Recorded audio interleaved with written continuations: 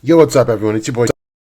No, you don't. So today I was just trying to post like a supplementary thread to explain how I arrived the conclusion of Asta and Liabe being angels, more namely Asta being Metatron and Liabe being Sandalphone.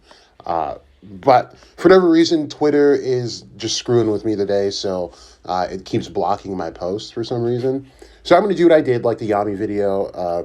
At least it's a little more to look at than normal videos. So I'm just going to read through this. It should be a very, very short video. So let's just get started. More than enough views now. So it's probably weird how I arrived at this at all, and it's only fair to tell you where it started. And it was the symbol on Devil Union Asta's chest, the inner symbol. A bunch of us, myself included, had made theories speculating that the symbol was in relation to the underworld, given that it seems to be a skeleton.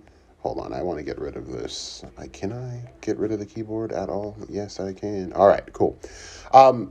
Sorry. So the symbol seems to be a skeleton, or it seems to be. Oh my gosh, this is annoying. All right, whatever. We're gonna have to roll with it with a keyboard on the screen, I guess. Anyway, so I'll backtrack. A bunch of us, myself included, had made theories speculating that the symbol was in relation to the underworld, given that it seems to be a skeleton of a pentagram. But this symbol seemed to have been lacking, but also had a few other elements to its structure. So what I mean by that is we obviously see that they're in the same general shape, right?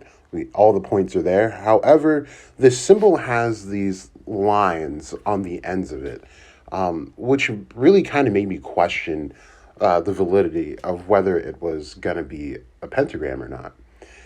So I did some digging, but couldn't find anything compelling on the devil side. So what you can't find below must be able to be found above. Lo and behold, this is a symbol used in Metatron's alphabet. Interesting about this symbol is that Hagal, which is the symbol on Julius's forehead, is also used in it, but depending on the philosophy you're looking at, for some reason, when Hagal is in one version, Asta symbol is not there, but the ones with Asta symbol don't include the Hagal symbol. It is the exact symbol used in to make matters more interesting. Lufalu's elf marking is a symbol as well. So I'll show you guys the alphabet here. This is Metatron's alphabet, and I circled. This is Lufalu's, the one that's circled. Now I need to go back. Oh no, it changed both pictures because I had to go back and circle the other. But I'll just kind of zoom in on what I was talking about. So Julius's symbol is right there, and it's Samesh. And then we go to this alphabet, and we have Asta's symbol. It's blatantly what it is. And this is also Samesh. So I think I go into it later on down this thread because I forgot to include it right after. Yeah.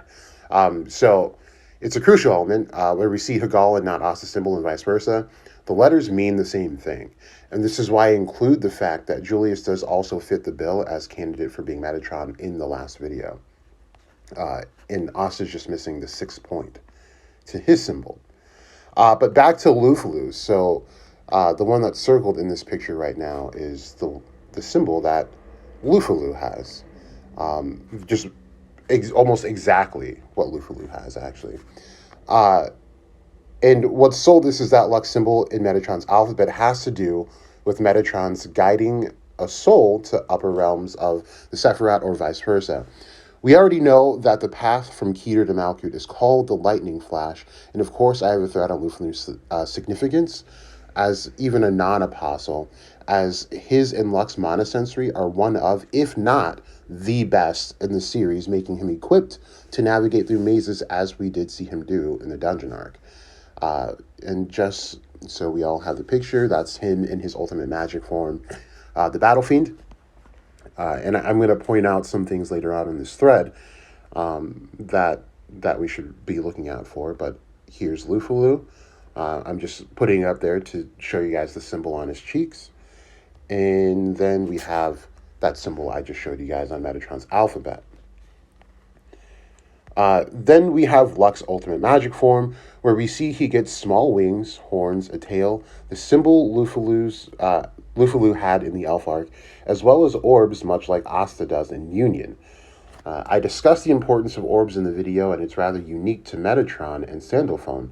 To me, it seems that Luck is Metatron's lightning flash, a guide to send messages and to help humans through mazes and obstacles. So it's the lightning flash of creation, is what it is. And like I said, I have a thread specifically detailing Luck's importance, even as a non-apostle, as the lightning flash of God. And I do say lightning flash of God. We just have to remember that Metatron has been referred to as God in more cases than not. So now I'm not saying Luck is an angel himself. I'm not sure exactly what's gonna happen, but it seems apparent that something at the very least is being channeled through these characters from higher sources. But that's just where it started, and I'll probably put some other supplementary threads up to better show how I arrived where I did and why I think Asta and Liebe are or angels, or in Liebe's case, was and will be again. But thank you to all who listened to the video and this one. And yeah, I just wanted to point out that Asta, again, is only missing that upper portion of Hagal at this point. And I assume this is because it's Liebe is in his fallen form, and that would be due to Megicula, who I equate with the Shekinah's fall. And that was briefly discussed in the last video as well. So this is to be continued. There's a lot of elements to what happens here, especially when it comes to Sandalphon and the Shekinah. Remember, I do say that when the Shekinah falls, so does Sandalphon.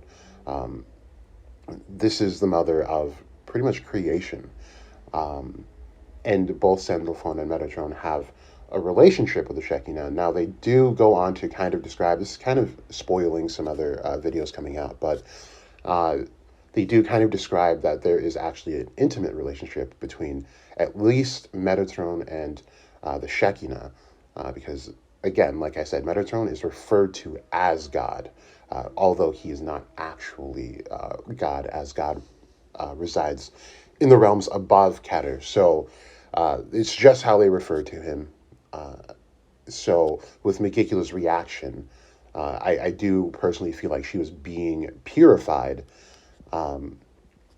being that she was no longer hidden within the Qliphoth. And that's the thing. They call it, the Shekinah is essentially kidnapped by the forces of the Qliphoth, most namely Lilith and Lucifer, hide her in some of the deeper realms of the Qliphoth so that she cannot reach the world of the living, much less heaven, and kind of use her down there to create and further the population of hell itself. So